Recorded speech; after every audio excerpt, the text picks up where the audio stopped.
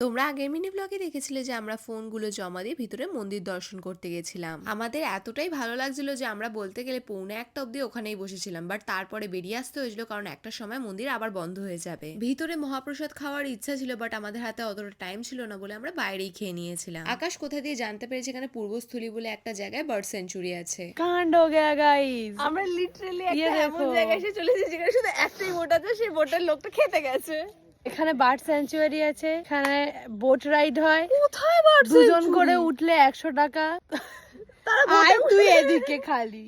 Literally আমরা টোটো করে এমন একটা জায়গায় চলেছিলাম যেখানে কোনো আইডিয়া নেই আমাদের। লাইফে কিক চাই ঠিক আছে, বাট এতটাও নয় যে আমরা জানিও না আমরা অ্যাকচুয়ালি কোথায় যেতে চাইছি। লোকজনকে জিজ্ঞাসা করছি, লোকজন বলছে এখানে কোনো বার্ড স্যাংচুরিই নেই। আ গয়ে হাম কাহাं रंग सा ये जहां। बांस बागान है गाइस, बांस बागान।